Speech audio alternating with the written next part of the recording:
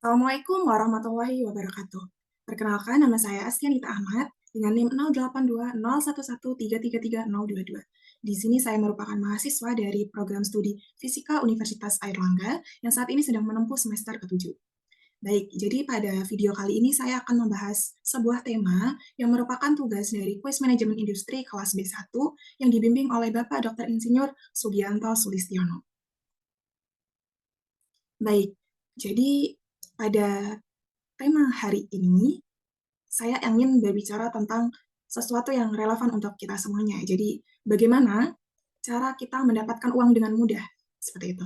Seperti gambar yang telah tertera di sini, ada banyak sekali uang yang bertumpuk-tumpuk gitu ya. Mungkin kita sering bertanya-tanya, gimana ya biar aku bisa mendapatkan uang sebanyak itu? Bagaimana ya aku bisa mendapatkan atau membeli emas sebanyak itu tanpa perlu kita memikirkan harga yang ada pada emas itu? Nah, baik, jadi ini merupakan tema yang sangat menarik untuk kita bahas. Jadi temanya adalah orang seperti apa yang mudah mendapatkan uang. Di sini ini nanti bukan hanya sekedar tentang uang saja, tetapi juga tentang bagaimana sih pandangan kita tentang kehidupan. Bagaimana pandangan kita tentang peluang yang ada di dalam kehidupan kita atau di lingkungan sekitar kita. Bagaimana kita mengambil keputusan secara cepat ataupun tepat, bagaimana kita dapat berpikir yang rasional ataupun berpikir yang lebih baik begitu. Jadi, apakah pandangan tersebut dapat mempengaruhi kita untuk mendapatkan uang lebih mudah? Akan kita kulik setelah ini. Baik, jadi pembahasan yang akan saya jelaskan nantinya, ini saya ambil dari analisis video kedua channel berikut. Nah, ini dapat kita lihat untuk masing-masing channelnya sebagai berikut. Jadi untuk channel YouTube yang pertama, di sini saya mengambil dari channel Practical Wisdom. Ini dengan judul Six Common Characteristics That Can Make You a Billionaire atau Billionaire Habits. Nah, ini nanti akan ada 6 karakteristik umum yang didapat dari orang-orang miliarder atau orang-orang terkaya di dunia. Jadi ini nanti dari video ini mereka menganalisis persamaan-persamaan apa saja sih karakteristik yang mereka gunakan supaya mereka bisa menjadi orang terkaya di dunia. Nah, ini contohnya ini mereka menggunakan dari Warren Buffett, Bill Gates, Larry Ellison, Jeff Bezos, Bernard Arnault, seperti itu. Mungkin bisa kita lihat dulu untuk videonya. But definitely sounds like money, right? Well, these guys easily fit into the top 5 richest people in the world today, each valued at billions of dollars in net worth. Just one powers us through the grueling process of achieving them. Bill Gates, one of the pioneers of the microcomputer revolution in the 70s and 80s, is now a household name. But during the PC industry's infancy, the mass media paid little attention to what was going on in the brand new business, and those like Gates who were enthralled by computers and the possibilities they promised were unnoticed. However, he never gave up on the dream he saw. He articulated the vision, a microcomputer on every desk and in every home running Microsoft software. At a time when not many people were exposed to computers. Sound great? So no longer time in order to be rich, except of course if you win the lottery. It really chips in to keep you in check, even as you deal with the Kita langsung lanjut saja ke video yang kedua. Ini ada dari channel Tom and C. Ifle. Fun skincare, makeup, dan produk kecantikan body Shopee Beauty. Saya tidak premium. Baik, jadi dari sini ini dia uang yang akan membuat. Hai, saya Tom MC Ifle, founder Top Coach Indonesia. Hari ini kita akan membahas tentang 10 hal yang merupakan sifat uang yang bisa membuat Anda dikejar.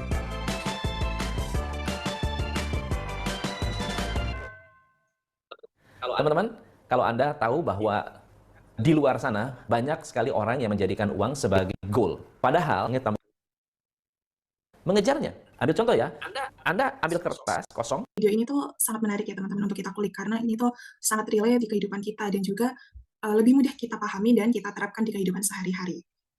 Jadi mungkin langsung saja saya jelaskan untuk tiap poin-poin yang telah mereka jelaskan di dalam video. Baik, jadi di sini yang pertama saya akan menjelaskan dari channel Tom MC Ifle, di mana dengan judul 10 hal yang merupakan sifat uang yang bisa membuat Anda dikejar-kejar uang. Begitu.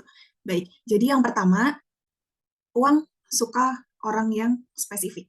Jadi dengan kita memiliki keinginan yang spesifik, maka makin spesifik, maka semakin mudah Anda atau kita dikejar-kejar oleh uang. Jadi caranya itu seperti apa dari Tom MC Ifle ini, dia mengatakan dengan cara kita menulis setiap keinginan kita itu sedetail mungkin. Jadi buat goal yang spesifik, lalu kita buat sebanyak-banyaknya. Semisal tahun ini aku ingin, kalau semisal dari saya kuliah, tahun ini aku ingin mengikuti magang, aku ingin mengikuti pelatihan, aku ingin mendapatkan IPS semisal 3,5, aku ingin lulus tepat waktu, seperti itu. Itu bisa dijadikan keinginan kita yang spesifik. Benar-benar tulis keinginan kita yang lebih spesifik, supaya kita nanti bisa lebih mudah untuk menjalani ke depannya nantinya. Seperti itu. Yang kedua, kita harus memiliki keyakinan yang positif. Jadi, semakin kita yakin dengan apa yang kita lakukan, maka akan semakin bagus. Karena kalau kita mempunyai keyakinan yang positif, maka orang-orang juga akan memiliki keyakinan yang positif terhadap kita, gitu. Jadi, uang ini juga suka sesuatu yang positif. Jadi, semisal kita yakin bahwa kita akan sukses, itu maka juga akan menghasilkan sesuatu yang sama pula, yaitu sukses. Apabila kita yakin bahwa uang itu merupakan sumber daya yang tidak terbatas ya teman-teman. Jadi maka uang itu juga akan datang dari mana saja dengan kapasitas yang tidak terbatas seperti itu. Jadi kita tidak perlu takut bahwa uang itu sulit untuk kita dapatkan begitu, karena uang itu sumber daya tidak terbatas. Kita bisa mendapatkannya dari mana saja dengan kapasitas yang tidak terbatas juga seperti itu. Untuk yang ketiga dari Tom MC Ifle ini menjelaskan bahwa kita harus memiliki prioritas seperti itu. Jadi uang itu suka orang yang memiliki prioritas, yang kita itu harus tahu prioritasnya itu seperti apa. Jadi semisal kita memiliki prioritas untuk tahun ini kita ingin membeli barang yang mungkin terdengar agak mahal untuk dari kita sebagai mahasiswa yang belum bisa menghasilkan uang, tetapi kita sudah bisa untuk membeli barang tersebut dengan menerapkan prioritas, yaitu bagaimana kita menerapkan prioritas kita, bagaimana sih cara menabung gitu. Kita bisa tahu prioritas mana yang harus kita beli supaya kita dapat menabung dengan mudah, kita bisa membeli barang yang kita inginkan nantinya. Seperti itu, jangan menghamburkan uang untuk hal yang tidak menjadi prioritas kita, hal yang tidak terlalu penting untuk kita gunakan saat ini, seperti itu. Atau semisal, jika kita sebagai pembisnis, kita harus tahu mana customer yang baik, mana customer yang tidak baik. Nah, jadi dengan seperti itu kita akan mendapatkan uang dengan lebih mudah, karena bisa memilah-milah prioritas mana yang harus kita kedepankan, seperti itu. Jadi dengan prioritas akan menghasilkan manfaat dengan sendirinya. Untuk yang keempat, di sini ada terhormat. Jadi maksudnya terhormat ya teman-teman, di sini adalah kita harus menjaga kehormatan kita sendiri. Selain itu juga kita harus menjaga kehormatan orang lain. Ini merupakan dasar dari kepribadian setiap manusia. Ya, meskipun kita tidak ingin dikejar-kejar uang, semisal kita sudah kaya, kita sudah memiliki banyak uang, tapi menghormati diri sendiri dan orang lain, ini adalah sebuah dasar yang harus ada di dalam diri setiap manusia. Ya, karena dengan kehormatan, kita akan lebih mudah mendapatkan kesuksesan. Kita akan lebih mudah mendapatkan pandangan yang lebih baik dari orang lain. Karena kita menjaga kehormatan kita diri sendiri. Baik, untuk yang kelima, ini adalah berbagi dengan orang lain. Nah, di sini ya teman-teman, berbagi ini tidak harus dari orang yang kaya, karena orang yang tidak berkelimpahan harta pun juga bisa berbagi dengan orang lain, karena berbagi ini tidak harus konteksnya dalam bentuk uang, tetapi juga bisa dalam bentuk ilmu, bisa bentuk waktu, bisa dalam bentuk kasih sayang atau perhatian gitu ya. Karena semakin kita tidak mau berbagi dengan orang lain, maka dari orang lain pun juga akan sulit untuk berbagi dengan kita, gitu. Karena kita sudah mendapatkan aura-aura negatif mengenai berbagi tersebut, gitu. Karena apa yang kita tanamkan itu juga yang akan kita tuai nantinya. Seperti ayat pada Quran surat dari ya, jadi seperti Quran surat Saba ayat ke-39, ini intinya adalah berbagi itu tidak akan rugi, di mana Allah itu juga akan mengganti. Dengan arti dari ayatnya itu adalah, katakanlah, sesungguhnya Tuhanku melapangkan rezeki bagi siapa yang dikehendakinya di antara hamba-hambanya, dan menyempitkan bagi siapa yang dikehendakinya. Dan barang apa saja yang kamu nafkahkan, maka Allah akan menggantinya dan dialah pemberi rezeki yang sebaik-baiknya.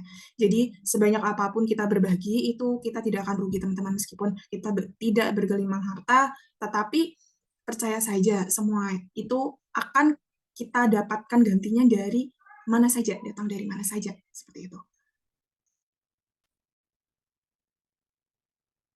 Untuk yang keenam, di sini uang suka orang yang punya pengetahuan. Jadi, knowledge is superpower. Jadi, orang yang punya ilmu itu pasti adalah calon orang sukses, calon orang kaya, gitu. Mungkin tanpa kita sadari ya, pengetahuan ini adalah dasar dari kita menjalani kehidupan. Tanpa adanya pengetahuan, kita tidak akan bisa semisal menghitung. Menghitung itu juga merupakan dasar dari pengetahuan juga, gitu. Kita juga harus belajar. Itu juga termasuk salah satu ilmu, seperti itu. Meskipun pengetahuan ini tidak harus yang sangat tinggi, misal kita harus menjalani perguruan tinggi untuk S1, S2, S3, seperti itu, tapi kita harus mendapatkan pengetahuan dari SD, SMP, SMA, itu kita harus mendapatkannya. Karena ilmu pengetahuan itu adalah salah satu contoh atau salah satu kriteria orang yang berilmu, seperti itu. Contoh, semisal kita punya ilmu tentang bagaimana cara mengelola keuangan, gitu, maka ilmu pengetahuan itu akan disukai oleh uang. Atau kita mempunyai ilmu pengetahuan mengenai investasi, maka dia bisa apa ya, bisa memanajemen investasinya itu untuk bisa menjadi kaya. Jadi pengetahuan itu sangat penting. Gitu. Untuk yang selanjutnya, yaitu adalah genetik. Nah, sifat genetik ini artinya apa? Jadi, genetik ini kita harus bisa melihat hal-hal apa saja yang diajarkan oleh orang tua kita gitu, yang bisa membuat kita sukses dan kaya raya gitu. Tapi meskipun kita ini bukan termasuk orang yang kaya raya, ini kita bisa belajar dari sifat dan juga karakteristik orang tua kita yang bisa kita terapkan di kehidupan sehari-hari. Semisal, jika kita tidak termasuk orang kaya gitu ya, tapi ya termasuk sudah cukup mampu, ini orang tua, misal dari orang tua saya bicara, kalau ingin menjadi sukses, kita harus belajar setinggi-tingginya, kita harus meraih pengetahuan yang baik, kita harus mendapatkan wawasan yang luas, seperti itu. Kalau kita ingin sukses, kita harus bekerja, gitu ya. Kalau kita ingin sukses, kita harus mendapatkan nilai yang bagus. Itu juga termasuk apa ya, omongan atau genetik juga dari orang tua. Itu juga bisa kita gunakan sebagai salah satu dasar atau hal yang bisa menjadikan kita kaya gitu. Untuk yang 8 ini berkelimpahan. Maksudnya berkelimpahan ini tidak termasuk, maksudnya bukan berkelimpahan uang saja, tetapi kita berkelimpahan dari hati. Kita tidak boleh pelit, kita tidak boleh mudah takut, kita tidak boleh takut kehabisan uang kalau semisal kita ingin menjalankan bisnis gitu ya. Karena kita harus memiliki hati yang luas, kita harus memiliki hati yang terbuka. Jadi dengan itu apa ya, semua kemauan bisa kita terapkan dan uang itu juga akan mendekat dengan kita apabila kita memiliki hati yang luas. Untuk yang selanjutnya, cerdas mengambil keputusan. Jadi cerdas dimaksud di sini bukan kecerdasan mengenai pengetahuan ataupun ilmu yang harus benar-benar kita juara 1 nih di sekolah atau di kuliah kita harus IPK 4 gitu, bukan, tapi cerdas dalam kemampuan mengambil keputusan dengan tepat. Nah, untuk mengambil keputusan dengan tepat, ini kita harus bisa melakukan 2 hal. Eh, yang pertama kita harus melakukan kesalahan dulu. Maksudnya untuk melakukan kesalahan yang berarti kita harus banyak-banyak pengalaman, karena dengan pengalaman kita nanti juga akan mendapatkan kesalahan gitu. Yang kedua, untuk yang kedua kita nanti harus belajar dari kesalahan. Jadi dengan kesalahan itu nanti kita harus belajar bagaimana sih kesalahan itu nanti bisa kita hilangkan gitu. Jadi kita langsung mendapatkan hasil yang kita inginkan. Eh, Semisal kita bertanya kepada CEO-CEO yang mendapatkan kekayaan yang wow, itu mereka sebenarnya juga pasti dulunya pernah mendapatkan kesalahan gitu loh. Mereka banyak-banyak mengambil keputusan yang sangat beresiko besar gitu. Tetapi mereka belajar dari kesalahan itu sehingga apa ya, mereka bisa mengambil keputusan yang lebih tepat dan memperbaikinya sehingga mereka bisa membuat usaha yang lebih bagus. Seperti itu. Karena mereka bisa mengambil peluang-peluang yang ada. Untuk yang ke-10, ini adalah cepat merespon. Nah, maksudnya apa? Di sini uang itu suka keputusan yang cepat, bukan hanya tepat tapi juga cepat. Di sini kita tidak boleh menunda-nunda kegiatan gitu, karena apabila kita tunda terus, maka lama-lama loh kita ketinggalan nih dengan orang lain, kita udah keduluan nih dengan orang lain. Semisal kita punya ide yang sangat bagus, tapi kita banyak menunda, seperti aku takut ideku tidak diterima oleh orang lain, aku takut ideku nanti tidak berjalan dengan baik, aku takut ideku nanti akan putus di tengah jalan. Nah, tetapi ternyata kita terlalu banyak menunda-nunda untuk memikirkan ide tersebut. Ternyata idenya sudah digunakan oleh orang lain dan mereka sudah mendapatkan hasil yang baik gitu. Makanya menunda itu adalah hal yang sangat buruk yang harus kita hindari gitu. Jadi mungkin dari Tom S. Ivle ada 10 hal karakteristiknya ini yang bisa dikejar-kejar oleh uang. Untuk yang selanjutnya, baik, di sini ada salah satu kalimat dari orang bijak ya, dari channel tersebut, katanya adalah uang adalah tuan yang buruk, namun uang juga adalah budak yang baik. Jadi tergantung kita memperlakukan uang tersebut bagaimana. Jika kita itu terlalu menuhankan uang, maksudnya dalam artian kita ingin banget, pokoknya kita ingin uang, uang, uang, uang, maka malah kita diperbudak oleh uang gitu loh. Jadi tidak ada kepuasan. Tetapi jika uang itu kita gunakan sebagai jembatan untuk meraih kekayaan, ini nanti uang yang akan bekerja untuk kita. Nah, jadi dari channel ini, dari beberapa orang ini dapat disimpulkan persamaan apa saja sih ciri yang membuat mereka menjadi orang terkaya di dunia. Yang kemungkinan dari kesamaan-kesamaan itu dapat kita kuasai dan dapat kita coba di dalam kehidupan sehari-hari. Baik, yang pertama di sini adalah vision. Jadi visi ini merupakan posisi pertama sebagai sifat yang terpenting yang dimiliki setiap orang kaya saat ini. Maksud di sini itu vision, kemampuan untuk memvisualisasikan hasil yang positif dan sukses. Jadi siapapun yang tidak dapat melihat masa kini ataupun masa depan mungkin tidak akan berhasil karena impiannya itu tidak ada gitu loh. Impiannya itu tidak dapat digambarkan gitu loh. Oleh sebab itu dia tidak tahu tujuan dia dalam kedepannya itu mau menjalankan apa. Dia harus melakukan apa sih metode yang harus digunakan supaya dia menjadi kaya gitu loh, jalan apa yang harus kita jalani dulu gitu. Nah, karena impian yang kita tetapkan ini merupakan kompas yang akan memandu kita di jalan yang benar serta akan memberi kekuatan bagi kita bagaimana cara melalui proses yang melelahkan untuk mencapainya. Di mana di sini pada channel ini dicontohkan dari Bill Gates, salah satu pionir revolusi komputer mikro pada tahun 70-an dan 80-an yang kini menjadi sangat terkenal ya. Dulu pada masa pertumbuhan industri PC, media massa itu tidak terlalu menggubris atau tidak terlalu memperhatikan apa yang Bill Gates lakukan, apa yang Bill Gates telah produksi dari Microsoft tersebut. Hal itu dikarenakan mungkin masih baru ya, masih bisnis baru yang mereka belum terlalu mengenal sistem kerjanya seperti itu. Namun Bill Gates tidak pernah menyerah pada mimpi yang dia lihat gitu. Jadi dia selalu mencoba dan hasilnya sampai dia itu telah menjadikan Microsoft Corporation itu sangat besar di seluruh dunia. Bahkan di setiap meja dan setiap rumah itu selalu menjalankan perangkat lunak Microsoft. Seperti itu. Yang kedua adalah fokus. Nah, membangun fokus ini menjadi nomor 2 karena sebuah visi ini tidak akan pernah terwujud apabila kita tidak fokus pada aktivitas yang kita lakukan gitu. Kita perlu membangun ketahanan dan juga ketekunan ini dengan bentuk fokus. Untuk mengasah keterampilan tetap fokus ini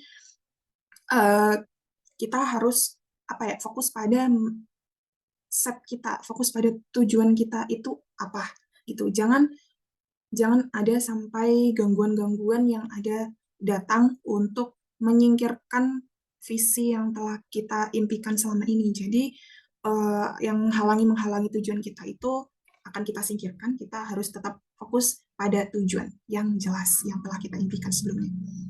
Untuk yang ketiga, orang-orang kaya ini memiliki different thought patterns atau memiliki pola pikir yang berbeda dari orang-orang kebanyakan. Mereka memiliki pola pikir yang berbeda dari orang-orang yang tidak terlalu kaya, maksudnya orang-orang yang tidak berkembang gitu. Kita menyadari bahwa setiap orang itu lahir memiliki otak dengan kemampuan yang berpikir yang sama, namun sebagian besar penduduk itu berpikir itu hanya sesuai dengan dengan lingkungan yang ada gitu loh. Mereka tidak mau keluar dari batas zona nyaman mereka gitu. Mereka tidak mau berpikir yang berbeda dari apa yang telah diajarkan. Jadi apabila kita memiliki keterbatasan ekonomi, apabila kita memiliki keterbatasan lingkungan, apalagi kita berada di lingkungan negara yang berkembang, di mana masyarakat-masyarakatnya ini masih memiliki pemikiran yang terbawah gitu lah. Jadi tidak bisa apabila kita harus memiliki pemikiran seperti itu terus, kita harus keluar dari zona nyaman tersebut. Kita harus memiliki stereotip bahwa dengan membatasi potensi pikiran tersebut, kita tidak akan bisa berjalan lebih tinggi gitu. Jadi itu nanti malah akan membatasi potensi kita. Untuk yang selanjutnya, yang keempat ada foresight. Jadi di sini dengan pandangan ke depan yang strategis itu adalah cara yang struktur dan sistematis dalam menggunakan ide-ide tentang masa depan untuk mengantisipasi dan mempersiapkan perubahan dengan lebih baik. Jadi ini nanti tentang bagaimana sih kita mengeksplorasi berbagai kemungkinan masa depan yang mungkin muncul, bagaimana sih kita mengeksplorasi peluang serta tantangan yang mungkin akan muncul di dalam perjalanan kita dalam menuju sukses gitu.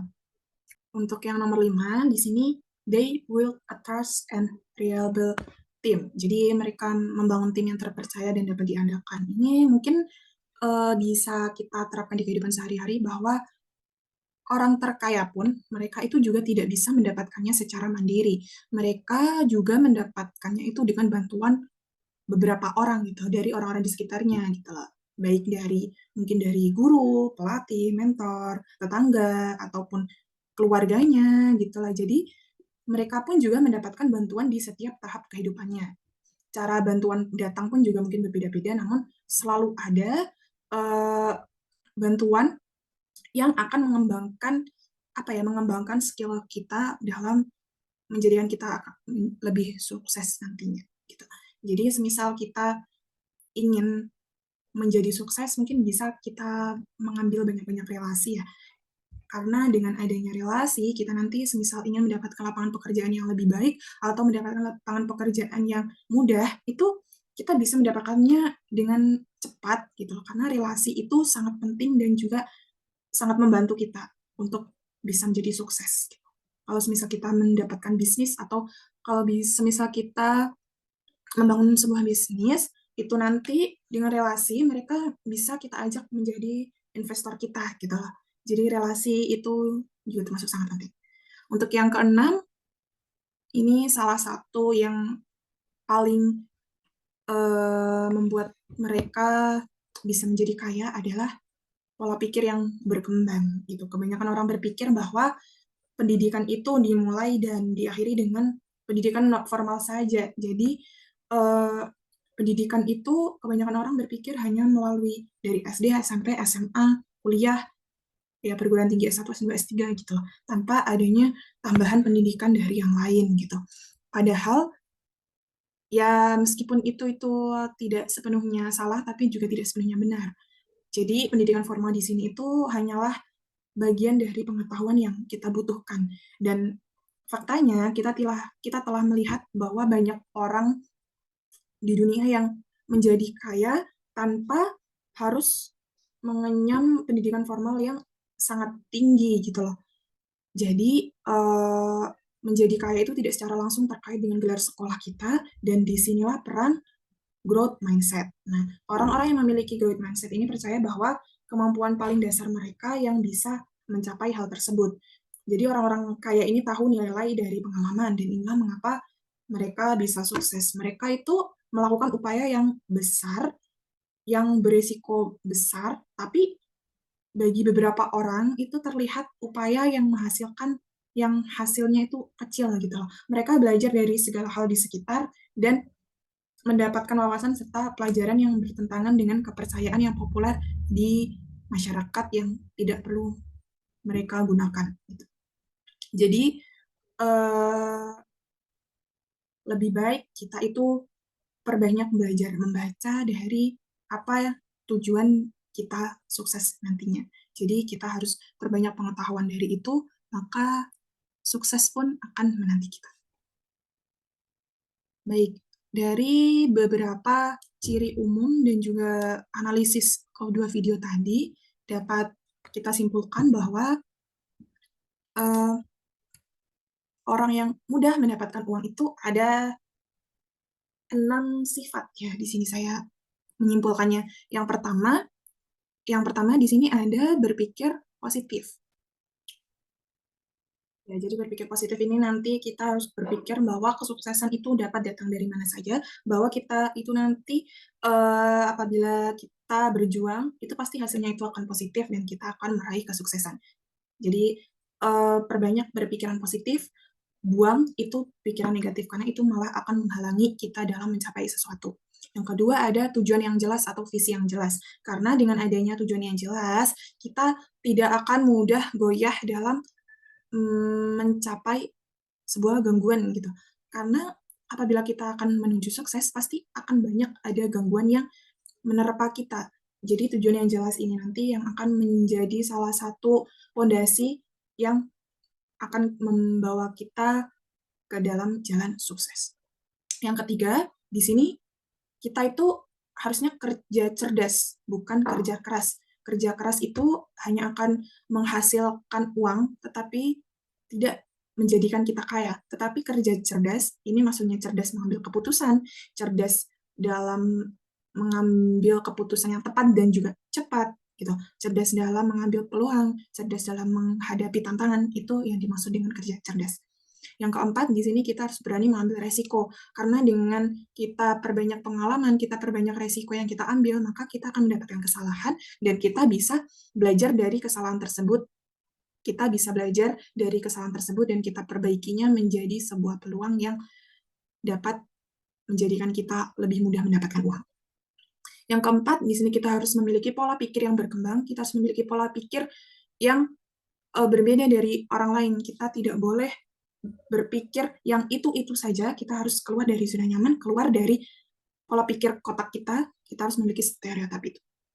Yang keenam, ini adalah dasar, kita harus berbagi dengan orang lain, karena apa yang kita tanam, itu juga yang akan kita tuai. Baik, jadi itu adalah 6 sifat yang saya simpulkan dari 2 analisis video tadi. Mungkin mohon maaf jika ada yang salah. Di sini saya hanya menjelaskan yang saya pahami. Jadi dari beberapa orang itu cara ini bukanlah cara yang sangat tepat, tetapi ini bisa kita pelajari dan bisa ditambahkan dengan cara-cara yang lain yang lebih sesuai dengan setiap kepribadian masing-masing. Nah, sekian penjelasan dari saya mengenai bagaimana sih orang dapat dengan mudah mendapatkan uang. Jadi apabila ada kekurangan, saya mohon maaf. Wabillahi taufiq wal hidayah. Wassalamualaikum warahmatullahi wabarakatuh.